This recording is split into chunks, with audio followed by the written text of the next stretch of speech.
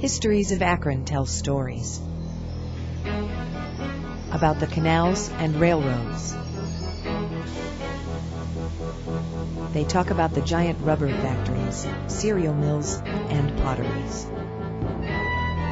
They profile the founding fathers, the industrialists who made millions,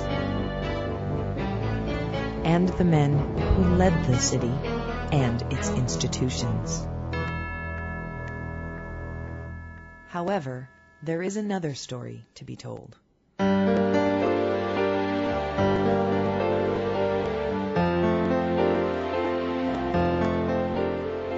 Akron owes much to the women who braved the mud, filth, disease, and lawlessness of canal days. They coped with a series of devastating panics, depressions, and reversals that left the city reeling in the 19th and 20th centuries. They labored in the city's factories, stores, and offices. They worked hard in the home, taking care of their families. These women wove the cultural and moral fabric of the city, even as they enjoyed everything that Akron had to offer, from bowling leagues to basketball, from Summit Beach Park to East Market Gardens.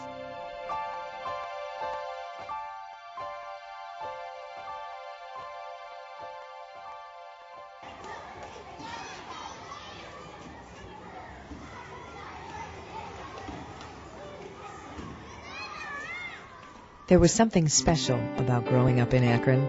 There was time for tea parties. There was time for family and friends. You didn't need to be rich. You just needed family and friends who loved you.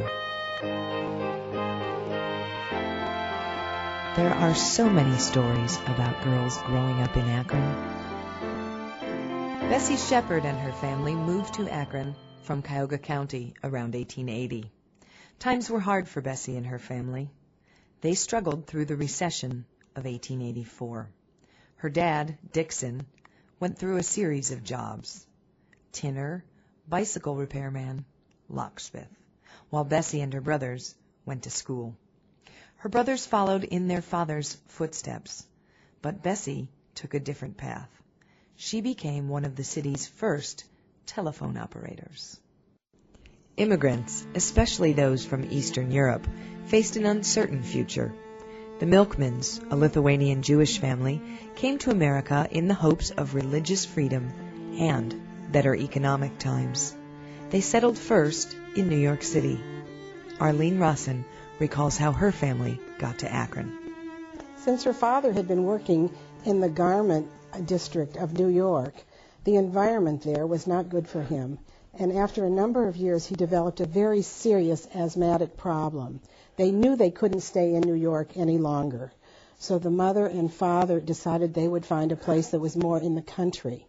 They found that they had relatives in Akron, Ohio, so in 1908, the mother, father, and 6 children moved to Akron, Ohio, because that was the country. Ray, the eldest of the 6 children, had special responsibilities in the family. She dropped out of school in the 4th grade to help care for her younger brothers and sisters. When her mother opened a corner grocery store on Sherbondi Hill, Ray worked there, while other children her age went off to school. It was a different time. Lucrete Arrington came up to Akron from Texas, Georgia in 1926 with her mother Mary Ann and father O.C. In those days, Akron was a bustling city with lots of jobs in the rubber factories, and the Arrington family wanted to be a part of Akron's future. Lucrete's father got a job at American Hard Rubber.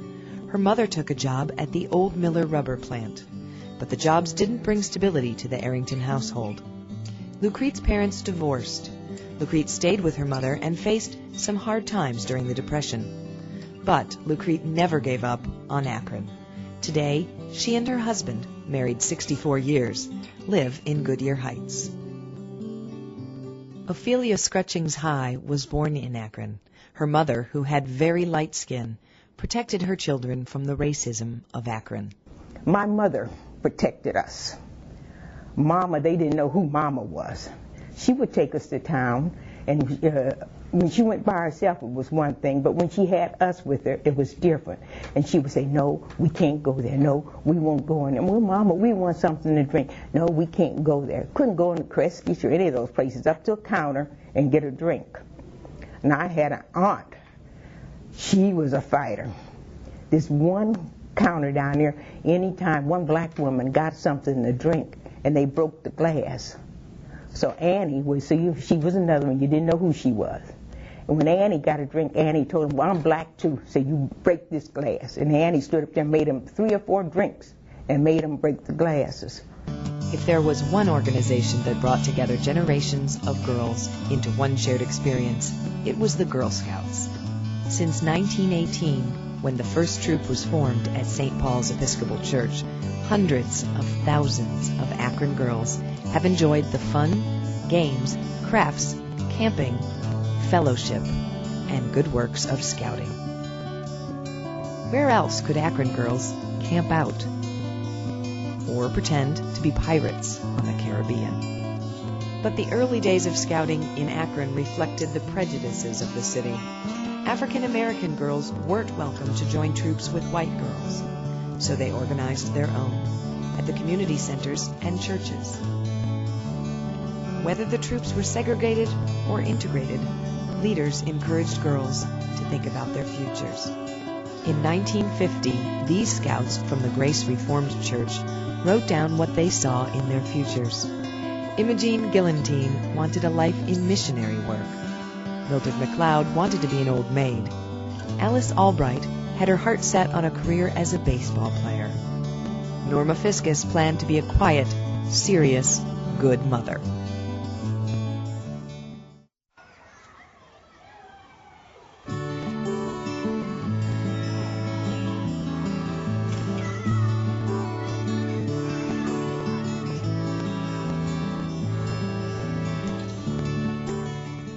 There was no single experience for girls when they went to school.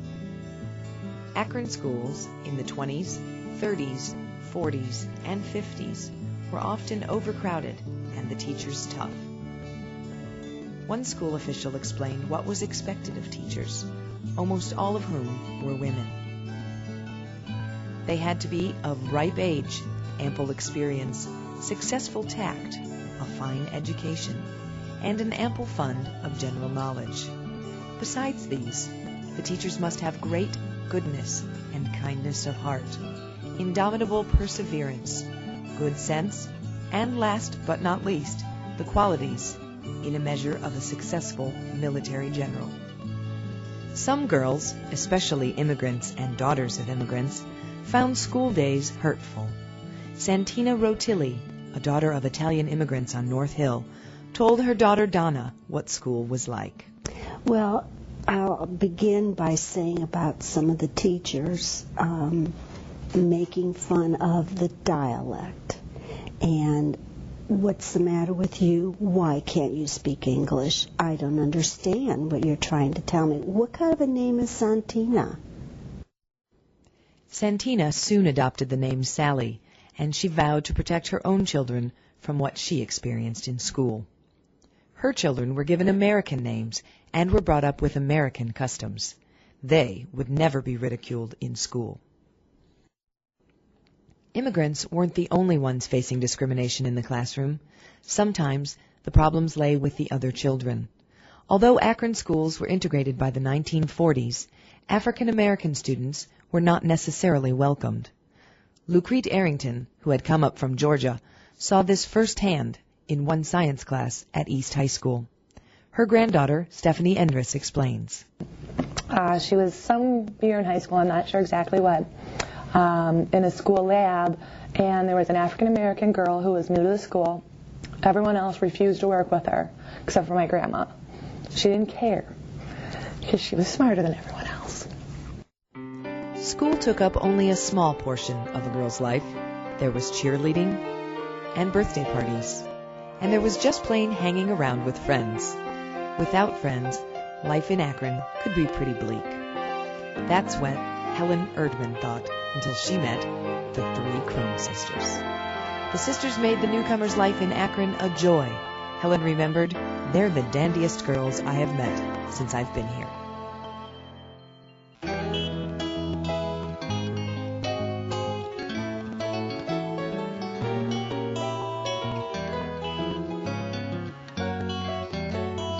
When Akron was established in 1825, it was little more than an almost unbroken wilderness, with some log cabins, home to a few adventuresome families. In 1835, Akron had its canals and became a mercantile center. But one woman remembered that the town was little more than a disreputable dump, filled with tramps and riffraff. Things changed in the 20th century. Akron became a bustling metropolis with all the opportunities and temptations associated with a growing, prosperous city.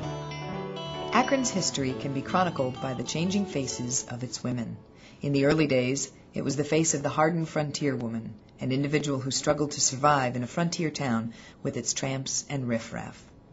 After the Civil War, there was a gentler face, willing to get involved in the great reforms of the day, like temperance and suffrage.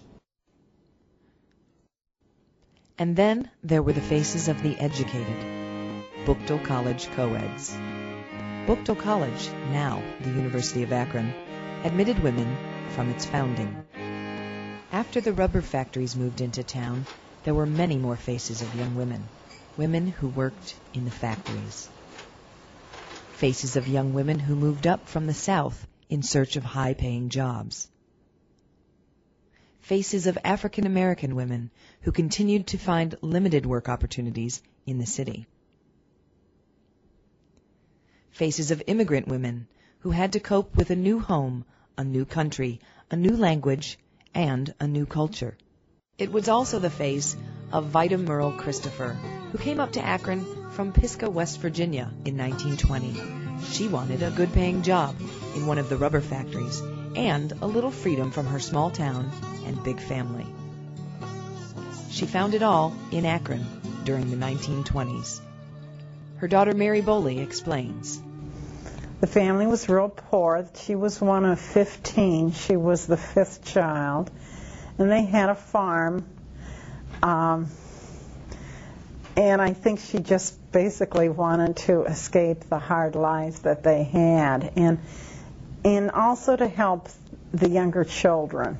So she sent money home once she did get a job.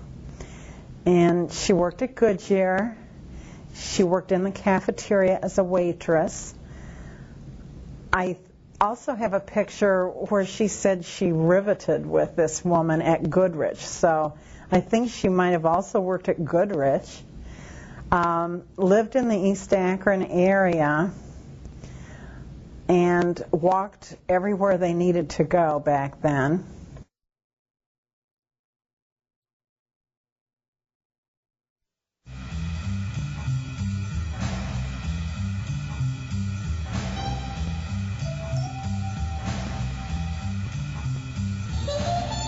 Akron had more than its share of pretty girls, and everyone, rubber companies, schools, churches, wanted to show them off. This pageant showcased the beauties of General Tire, but there was much scandal associated with the pageant of 1936. A married woman won the crown, and that caused quite a stir across the company. Even churches had beauty queens. Wesley Temple selected these beauties. The girls of Akron always wanted to meet eligible bachelors, and there were lots of places to find them in Akron. Ophelia High tells about some of her favorite places. One of our main things we had is what you would call the mixers. All the black students or Americans of color, we would come to this from all the high schools. They tried to, well, of course, at that time we only had grade and high. And all the high schools, they had what they call a mixer. And so we were glad when they had those because that's one chance we had to meet the boys. They would have a disc jockey, play records, and we could dance. And we had one place called East Market Gardens. Boy, you weren't supposed to go there, but they claimed you had to be 21, but there was plenty of us up there who weren't 21. And when you would generally go up there, it's the big bands, Duke Ellington, Count Basie, all the big bands. That's what generally come up there. And then, of course, we had this one section called Howard Street. That's where most all the black-owned, say, nightclubs or the businesses that we would go to were mainly on Howard Street. The YWCA had mixers too, places where girls could meet boys and enjoy some music and dancing. But you didn't need boys to have fun at the YW. Akron girls were always crowding into the YWCA headquarters on South High Street to play basketball, or to meet to go hiking, or to stage a play. The YWCA was a safe place for the young women of Akron to let their hair down and have some good, clean fun. Of course, you didn't need to be a member of the YWCA to have fun in Akron, or to experience that precious first date.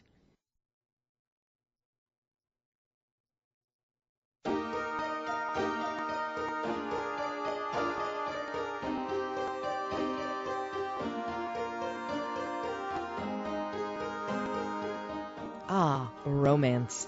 There are as many love stories as there are couples in Akron. Some couples started as friends and then became sweethearts.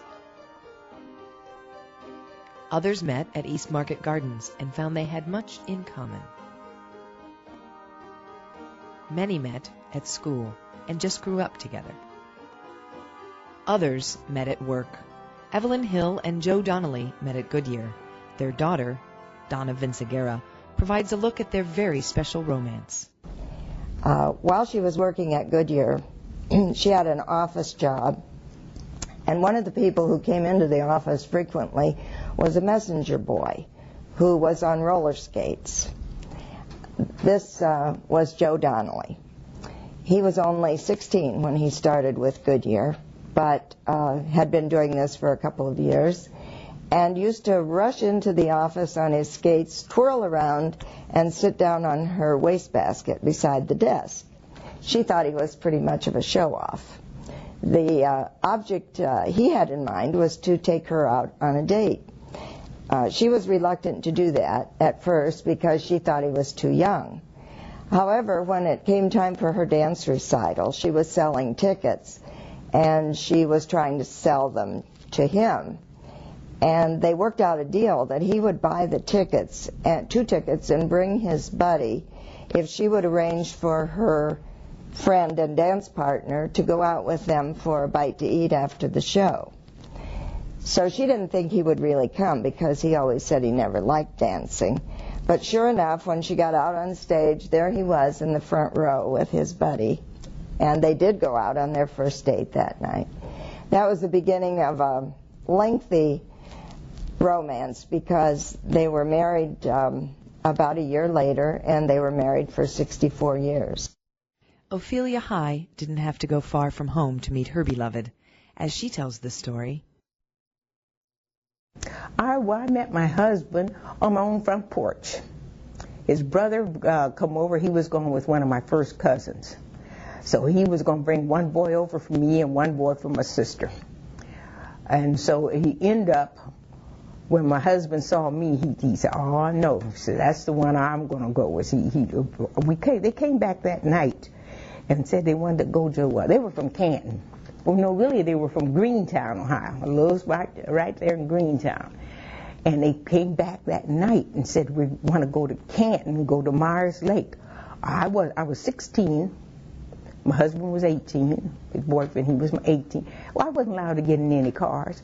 "Mama, you did not ride in no one's car. You walked home." I got in that car and left. And I was scared to death the whole time. You know, here you think you're going to have a good time, but you're worrying about what's going to happen when you got home. And, of course, Mama was at the door. Pulled open that door. "Who am I to blame for this? Who am I to blame for this?" And my boy, Walt, was saying, me. And I was saying, "Me, Mom, me." Because, me, I went to Canton, all the way to Canton, Ohio, in a car with the boys. And so that's why I met him right on my front porch. He was 18 and I was 16. It was fate that brought Maria Domenica Antonucci and Orlando Rutilli together. Both were immigrants from Italy, but they found each other at a boarding house on North Hill. Their granddaughter, Donna Dowler, tells the story. Both sets of grandparents came from Italy. One set from Bari and one from Rome. And my mom's mom and dad came over. First of all, my mom's mother came over as a young girl at the age of 12, 13, 14. She worked at a boarding house and she cooked meals and cleaned the linen and cleaned the house for people. And then a few years later, my grandpa came over. That would be, again, my mom's dad. And when he came over, he had heard this is the boarding house to go to because you get good food, clean sheets, and they take care of you. So, and the rent's cheap, and that was very important. So he went there, and immediately when he saw my grandmother, who he didn't know at the time, it was immediate attraction. And like I said, she was very young and very small, petite, cute, and he felt an immediate, he had to take care of her right away. True love often culminated in marriage. Some weddings were grand gala affairs, others were quiet ceremonies, but all brought together friends and family to celebrate the hope of a long and happy future for each couple. And the story of Akron romances never ends. Dolly Gold never expected to find love again after her divorce, but she did, and in an unexpected place. She and her new love had gone to school together, although they never really had been close friends. 30 years later, they rediscovered each other. And at a certain point in time, we started talking more honestly about our personal lives. And as we started trusting each other more and more, we realized something was happening, and there was a romantic interest in there. When we finally got together, it was perfect. It was as if I had met my soulmate. And I never experienced that before. And so, because we had all of these shared experiences as children, as adolescents, and then went on to become our own people afterward, we met kind of on a different plane. But yet we still had these shared experiences. And this love is perfect. It's wonderful.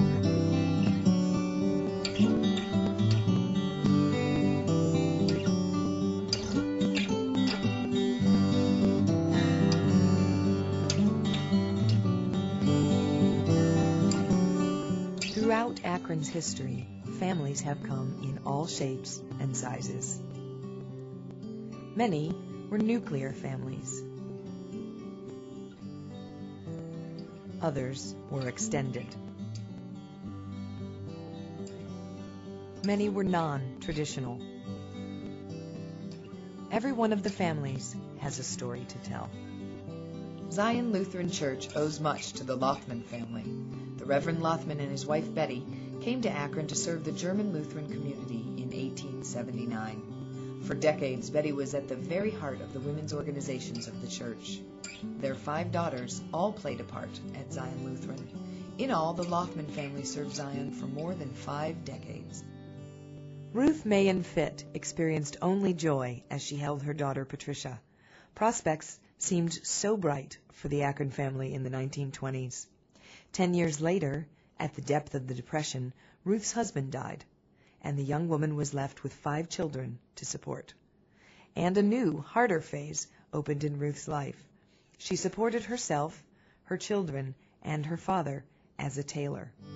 Dolly Gold's grandparents had had enough of the flooding in Marietta, so the couple moved up to Akron with their young daughter and moved in with relatives.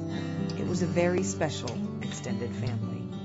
My mom and her mother and her father decided to come up to Akron to look for jobs, and they stayed with the Johnsons and also my Aunt Billy. Aunt Billy was working at the Firestone Tire and Rubber Company at the time and got her sister-in-law a job there as well. When my mom was 6 or 7 years old, her father decided that it was time to move on. And she came home from school and he was there waiting for her. He flipped a quarter to her on the bed and said, "See you, kid," and he left. Grandpa Johnson had an eye for women, and so I think he wanted to pursue that. So that left my mother, her mother, and her mother's sister-in-law, Aunt Billy, alone to live in Akron. Aunt Billy was a special part of both the Johnson and the Quattrochi families. She bestowed lavish gifts on her niece and her niece's daughters. She was everyone's favorite aunt. Dolly Gold, her niece, remembers Aunt Billy fondly for her chiffon dresses, her tinted permed hair, her mink-trimmed slippers, her bat-winged glasses, and her generosity. The church weaves its way through the lives of so many families in Akron. Here was a rock upon which families built their values and shared their faith in God. In the case of Lucille Calhoun, it brought a new sense of mission. But I wasn't afraid to take a step in faith to teach somebody what my mother had taught me. This is what I wanted to do. But I told my pastor I was going to be an evangelist because I'd been going to Moody, Bible school. And I wanted to teach somebody else's kids what my mother had taught me. And so the pastor's mother was a good friend of my mother, so he sent me a surrogate mother right there in the church and told me, she said, "You marry that man, daughter." I said, "Mama Ouida," I said, "all those brats," that was Lucille talking. I said, "I don't like a lot of kids. I love children, but I don't like that many." She said, "Well, I'll tell you one thing, daughter." And then my auntie lived in the project, my mother's older sister. She said, "Seeley, what looks good is not good for you. But what don't look good, that's where your blessing lie." I thought. I said, well, this don't look good. Maybe this is where my blessing lie, and that's where it lied. When Arlene Cohen was born in 1939, she became part of a very special family that included 3 generations in the same household. It made life a little chaotic and awfully crowded, but Arlene Cohen, now Rawson, looks back fondly on those days. Again, as my grandmother was working at Fetterman's, my mother was a teenager and able to take care of her younger brother. And after my mother married in 1938, she moved to Canton for a short time. But when she came back to Akron, her mother and brother moved in with her, and I lived with my grandmother and my uncle and my mother and my father all of my life. Now, I'm an only child, so I had no siblings. My uncle was the closest to a sibling I had, but obviously he was considerably older than I was. When he returned from the war in 1945, he moved back in with us. So we lived in a variety of houses to be able to accommodate all of these generations. At one point, we bought a house, or my parents bought a house on Sunset View Drive, because the idea was that there was a downstairs bedroom and bathroom, and my great-grandmother would move in with us. That would be 4.5 generations. As it happened, my great-grandmother, that woman who was alone in 1910 and had to fend for herself and 6 children, refused to move out of her home. She had independent living and lived that way until she was 92 years old and passed away in her own home. So we're talking about some very strong women in Akron.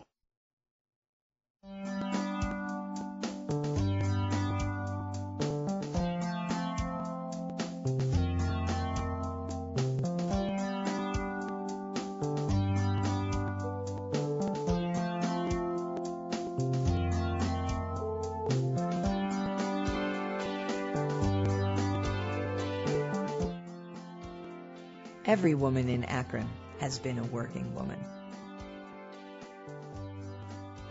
Some have worked tirelessly in family businesses, but they were never paid. Mary Kraft worked long and hard in the family business, Kraft Bakery. Edith May Hoffmeyer left her children in the care of a relative while she worked in her husband's grocery store, H&O Grocery in Highland Square. She, like Mary Kraft, was never paid. Some women ran businesses of their own. A few ran large businesses, like Margaretha Gerhard Burkhardt, who ran the Burkhardt Brewery for more than 40 years and supervised that company's largest expansion and production. Most, however, ran small shops, primarily serving a female clientele. Many were hairdressers, milliners, and dressmakers. However, few women could afford to open businesses of their own, no matter how talented they were. But Akron offered lots of different options for women who needed jobs. Many women went to work in the rubber factories, not just B.F. Goodrich, Goodyear, and Firestone, but in the smaller companies too, like General, Miller, and Cyberling. Dolly Gold's Aunt Billy was her favorite rubber worker, who was not so very different from the many other single women who worked all their lives in Akron's rubber factories. Aunt Billy was quite a character. She took care of my mother while her mother was at work, and really spoiled my mom. It was wonderful. We see some of the photographs where my mom had a really cute haircut or fancy clothes and bows in her hair, and anytime you saw anything fancy, you knew that came from Aunt Billy. Aunt Billy never married. She was, as a matter of fact, I believe that her nickname, Billy, was a name that they gave to fancy women at that time, women who never married and worked full-time and used the money to make themselves comfortable and happy. I am positive that Aunt Billy had some boyfriends, but we never saw them around. But the rubber factories weren't the only option for women who wanted to get good-paying jobs. They also found work in the cereal mills, as did these 7 at Quaker Oats. Other women preferred to work at the phone company, the Five and Dimes, and, of course, the grand department stores in downtown Akron. O'Neill's, Polsky's, Yeager's, and Fetterman's. One of those Fetterman's women was Arlene Rawson's grandmother, Ray Eichner. My grandmother was a single woman, became a single mother at about the age of 32. And Akron, the downtown Akron was just getting to be vibrant at that time. There were lots of retail merchants. And she now, following the footsteps of her own mother, who had to find work, she really had to find work. She had 2 children, and she worked at a department store called Fetterman's, which was in downtown Akron and quite well known at that time. There was O'Neill's, Polsky's, Wagner Marsh, and Fetterman's. And Fetterman's was in the block almost at Howard Street, Main and Howard. And she worked there for many, many years. During World War II, Akron faced a serious labor shortage. With so many men away at war, women had to assume even more responsibility for production.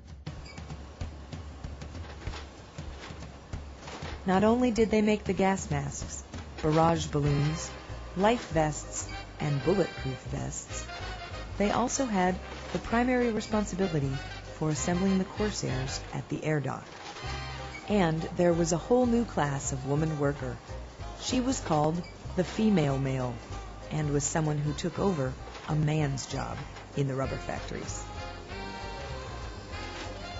Some of these women built tires, formerly made only by the bruising He-Man, according to the Beacon Journal.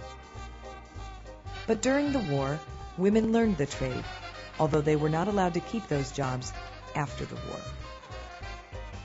With the labor shortage during the war, Ophelia High never thought she'd face problems at Goodyear.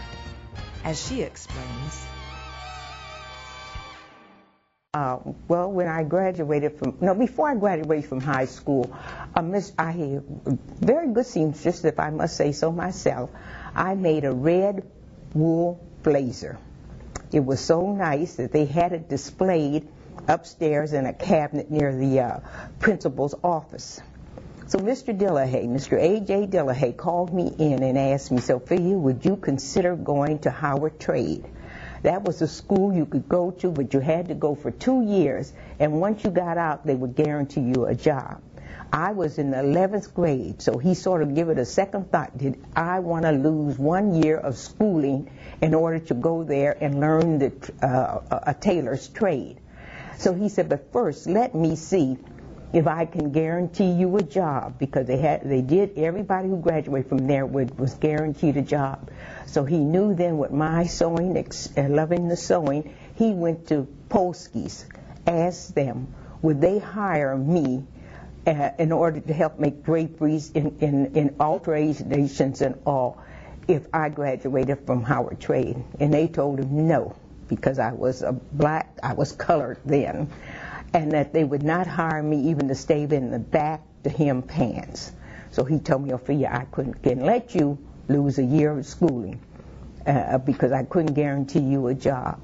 So when I did graduate, they had a system behind O'Neill's where they were teaching you how to be a riveter. I went and took the class. Well, when I graduated, it was over. I was the only American of color that was in that class. So they helped me back until they could guarantee they wanted to get about 5 more young ladies, and they trained them, and then we were all sent to Goodyear to get a job. We got over here in this department, and all at once we noticed the department was quiet. Nobody was working. Wonder what was what. And one fellow who lived, older man, lived down the street from me, Mr. Darthus, he came up and told us. He says, oh, they went on a strike. They said they weren't working with no colored people. They didn't want you here in this department. And we sat there and we waited, and pretty soon one of the head foremen come and told him, so look, every one of these young ladies have graduated from high school, and all of them are Akron born, so they are going to work. Well, he gave us a little foreman. His name was Bob. We ended up finding out Bob had 8th grade education. They were all from Monroe, North Carolina, and the average one of that group over there, they had 5th grade education. But we all did go to work there. But I mean, it was a real experience, because I was thinking the other night about how we would have lunch. You think we could find a table in there to sit down? No, they'd run in there, gather up all the tables, and if you come up, no, you can't sit here, you can't sit here. So we had to do one same thing, let one person go in and grab a table so we would have a place to sit down and eat lunch. If the rubber factories, the mills, and the potteries thought that women would meekly return to their homes, they didn't know Akron women very well. Akron women worked hard to get the jobs that they wanted and deserved. It seemed that women's work was never finished in Akron. They have always had the primary responsibility for the household and child care, even when they were working 40 hours a week. The power to change and improve a city has always relied upon the energy of its women. Akron women have been doing this for generations. Back in the 19th century, women were committed to driving out demon rum from the city. So they took to the streets and prayed outside the taverns on Howard and Market Streets, in the hopes that the barkeepers would give up their businesses and the drinkers would give up the brew. Through the Women's Christian Temperance Union and the Suffrage Association, they worked for the vote. Through their churches, the women ministered to the poor, the immigrants, the unempowered. And they created great institutions like Children's Hospital. Akron women also reflected the shortcomings of the city itself. When Akron's Ku Klux Klan became the largest chapter in the nation in 1925, women forged a strong female auxiliary to support public education, Protestantism, and white womanhood.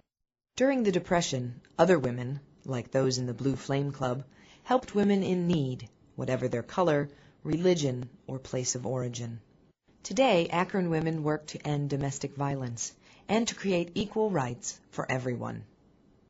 They also go away to war. Cheryl Sadler, who just returned from active duty with the reserves, remembers how she had to leave her children and the lasting effect it had on them. The children have grown up, and they don't talk about it as much, but when we first came back, I would take them over to their grandmother's house, and they would always say, "Are you coming back? Are you coming back?"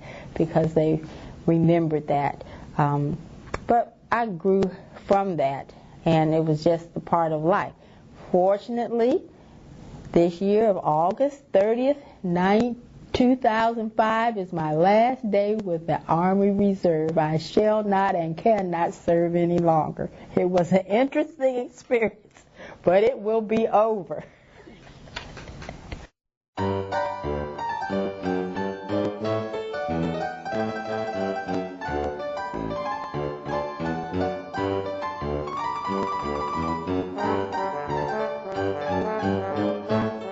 Akron was a hustling, bustling, fun-filled city. There seemed to be something for everybody. From family fun at Summit Beach Park to the big bands at East Market Gardens. Much of the fun was innocent, but some of it could make a minister's son blush, like these two young working girls from the 1930s.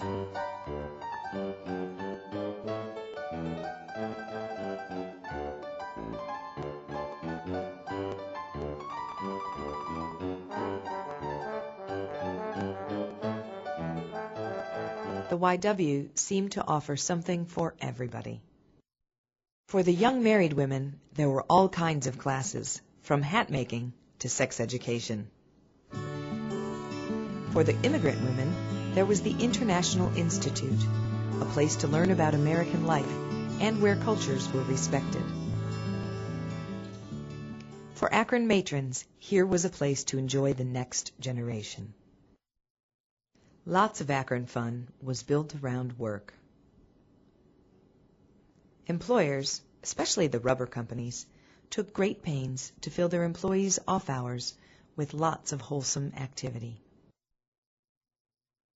There were company athletic teams, everything from the rifle team to basketball, from softball to bowling. Akron companies even organized musicals, concerts, and all-girl orchestras. At Christmas time, the company-sponsored Santa was a favorite for the children of employees. But the high point of the year had to be the company picnic, when employees crowded into amusement parks for a day of fun. Mary Bowley, the daughter of a Goodyear employee, remembers one picnic in particular. What was a really big deal when I was growing up was going to Euclid Beach Park, which was up in Cleveland on Lake Erie, to the Goodyear picnic every year. They have wonderful roller coasters, and it was so much fun. We spent the whole day there, and all the employees' names were put in a drawing, and my dad won the prize, the top prize, which was a new car, and that was in 1952, and he won a Plymouth. Well, he sort of preferred Pontiac, so they sold the Plymouth eventually and bought Venetian blinds. Much of the fun in Akron was built around the family.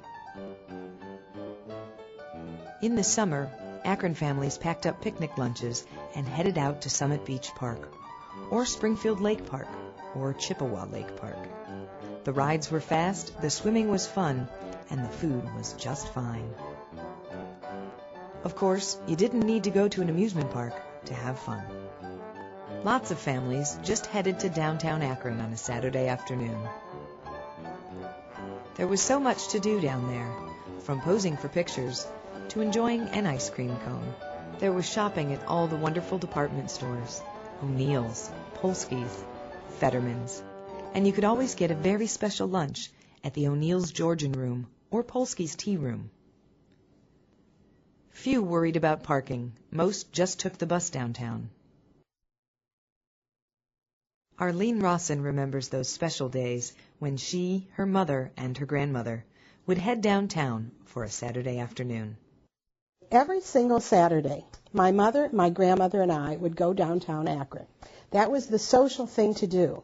I had white gloves, and they put on their hats and their gloves, and we all went downtown Akron by bus. We didn't drive, we went by bus.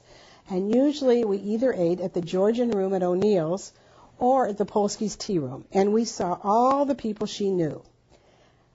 But the joke is that people my grandmother's age in her circle of friends never called themselves by their first name. Now, her name was Ray Eichner, but when we'd go downtown, they'd all say, "Hello, Mrs. Eichner," even if they were eating a meal together or playing cards together, which they played poker 3 nights a week. Shh, don't tell Penny that I said that. They still referred to one another as Mrs. It was Mrs. Levy and Mrs. Cohen and Mrs. Aidman and Mrs. Eichner, and I just find that so humorous. Of course, the department stores weren't the only things that drew people to Akron. There were grand parades for every occasion, but the biggest and best was the one in 1925 when the city celebrated its 100th anniversary. Circuses came to town regularly, and families that could afford it planned an afternoon under the big top, laughing at the clowns or gasping at the animal acts and the trapeze artists. Anyone who wanted to see a movie would dress up to go to the Strand or the Palace. They were wondrous, magical places. But these grand theaters weren't open to everyone. Catherine Mobley recalled a special day out at the Lowe's Theater. Her mother's employer, Mrs. Burns, brought her to the movies with the rest of the family. The Lowe's Theater was brand new at the time. It was just newly built. And they had this movie, Marie Dressler, come, if I can remember correctly. And Mrs. Burns had 2 children, a boy and a girl, the Burnses. So they took all of us to the theater, the children and me. And my mother didn't go, but my grandmother.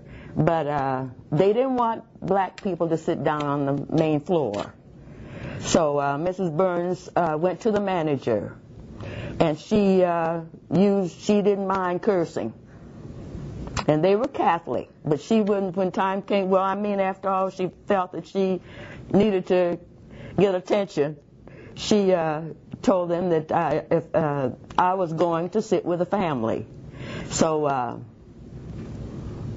somehow or other, I sat and enjoyed the movie. I didn't even know anything about what was going on. I was so happy. I enjoyed myself in the movie. We had popcorn, and I just had a good time. Akron women loved to dance. During the Depression, it was one way for women and men to make money. In human endurance contests, Akron couples danced for hundreds of hours at Summit Beach Park until the city fathers outlawed marathon dancing altogether. The Akron affluent loved the rubber ball, where society matrons dressed up in clothing made from rubber products and danced the night away. Jewish daughters and their fathers enjoyed a special tradition, the Purim Ball, an Akron custom that continues today. But most Akron women just hit the hottest clubs in town, where they could dance to the top bands in the city and the country. Continental Grove on South Main Street, with its revolving bar and fan dancers. The Wisteria Ballroom at Summit Beach Park. East Market Gardens. The Cosmopolitan Club on South Howard Street, or any other place where the music had a swinging beat. Big bands were the biggest draws, but women could play just as well as the men. Donna Vinciguerra recalled that her mother, Evelyn Hill, rocked the town in the 1920s. Before their marriage, she continued her saxophone playing by forming an all-ladies band, dance band, that played around Akron at various organizations, and she was the leader. But she soon found out that by having an all-ladies band, there were problems, because on practice nights, if the girl happened to get a date that night, she skipped the practice, and that wasn't good for the business. So finally, with the help of her father, who was her agent, they fired all the girls, and they started over with an all-men band, dance band.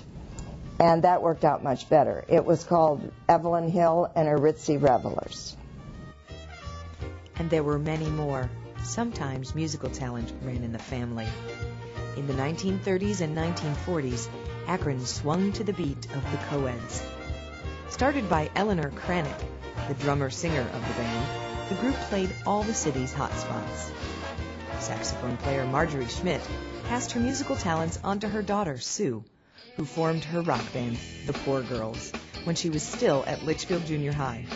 And Sue, in turn, passed the love of music on to her son. And so it goes, mothers passing on legacies to their daughters and their sons.